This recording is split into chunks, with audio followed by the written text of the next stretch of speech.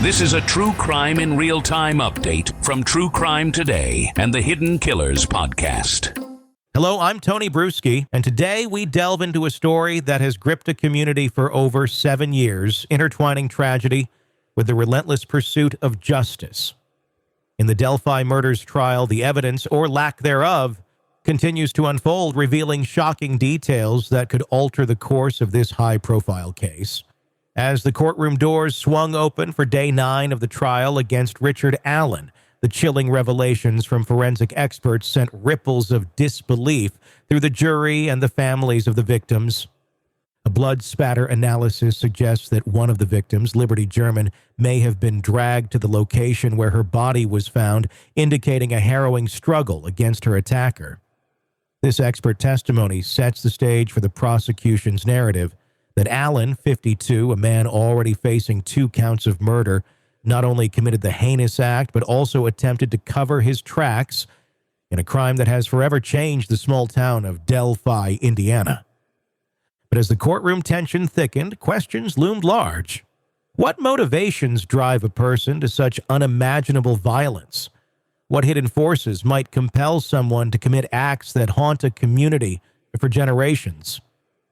These questions hang in the air as jurors listen to the gut-wrenching testimonies about the scene where Abby Williams and Libby German were tragically taken from this world. Major Patrick Cicero of the LaPorte County Sheriff's Office took the stand, presenting a stark picture of the crime scene through the lens of blood spatter analysis. He detailed how Libby's blood patterns suggest a violent struggle, a struggle that may have left her not only injured but possibly incapacitated when her life was tragically cut short. Cicero's testimony was compelling. He indicated that the lack of blood on Abby's hands was not merely an anomaly. It suggested that she may have been restrained or unconscious during her fatal injury.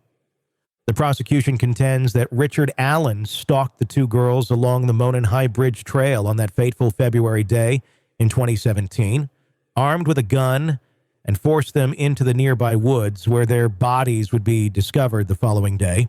Allen, however, maintains his innocence, claiming he was ensnared in a web of police incompetence and conspiracy. As the courtroom drama unfolds, forensic scientist Stacy Bozanovsky delivered a crushing blow to the prosecution's case. She revealed that no DNA from Richard Allen was found at the scene of the crime, no traces of him anywhere on the physical evidence that could link him to these brutal murders. She examined unspent cartridges recovered between the victims' bodies and stated the grim reality: not enough genetic material existed to form a definitive profile. In the shadows of the courtroom, whispers grew louder about the defense's counterclaims. Allen's lawyers suggested a darker, more complex narrative, positing that the girls might have fallen victim to a group of Odinists engaged in a twisted ritual. But Judge Francis Gull swiftly squashed this theory, citing the lack of admissible evidence. This left the jury grappling with the reality of Allen's supposed involvement in the murders while a slew of unanswered questions lingered. The atmosphere was electric, filled with an unsettling mix of tension and despair as families of the victims, the jurors, and the onlookers braced themselves for the graphic nature of the testimonies to come. One witness, a family member of the girls, had to leave the courtroom overwhelmed by emotion as the horror of the scene was revealed through stark visuals. As we stand on the brink of what could be a pivotal moment in this trial, the question remains, can justice truly be served when the evidence is as murky as the waters of Deer Creek, where the bodies were found? With mounting pressure from the community and the weight of expectations resting heavily on the jury's shoulders, the quest for answers presses on. The Delphi murders trial has captivated national attention, reflecting a community's struggle with the brutal loss of 2 young lives. Abigail Abby Williams and Libby German were last seen on February 13, 2017, enjoying a day out on the Monon High Bridge Trail. Their tragic deaths, discovered the following day, marked the beginning of a lengthy investigation filled with twists, theories, and heartbreak. For nearly 7 years, investigators pursued countless leads, yet Richard Allen only emerged as a suspect after a long, convoluted process that culminated in his arrest in 2022. The prosecution alleges that Allen lured the girls into the woods where they were brutally murdered. However, the forensic evidence presented during the trial raises serious questions about the reliability of this narrative. Stacy Bozanovsky's testimony highlighted the absence of DNA linking Allen to the crime scene, challenging the prosecution's claims. Despite extensive testing, no biological evidence has definitively tied him to the murders. This lack of evidence complicates the prosecution's case and underscores the importance of forensic integrity in criminal investigations. The community, once gripped by fear and sorrow, now grapples with confusion and frustration over potential investigative missteps.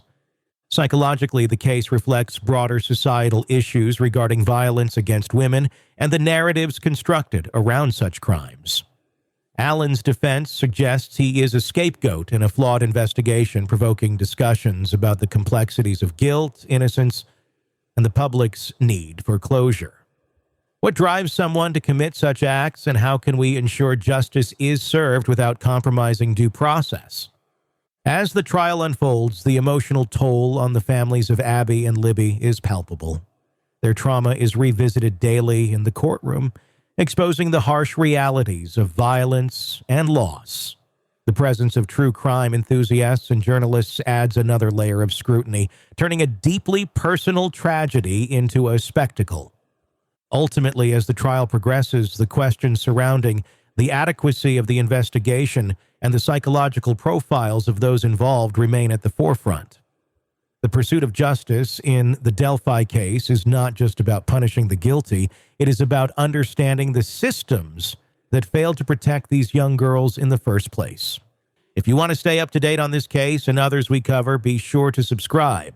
In a world where the darkest secrets lie just beneath the surface, So they said it was an accident, but the evidence says otherwise. where hidden killers roam unnoticed in the shadows. I think you would definitely be looking at a blend of toxic, very bad narcissistic personality traits, and they will be vengeful and possibly resort to violence. Join Tony Brueski as he uncovers the truth behind the most chilling cases. They said it was an accident, but the evidence clearly says otherwise. Each episode, we dig deep into the minds of those who commit the unthinkable. To your point on narcissism, he thinks in his own mind how witty he is. Yeah. But he lost that jury. I was done with him in 2 minutes. From unsolved mysteries to infamous crimes. Geez, you've just talked about how you've taught yourself how to do everything under the sun.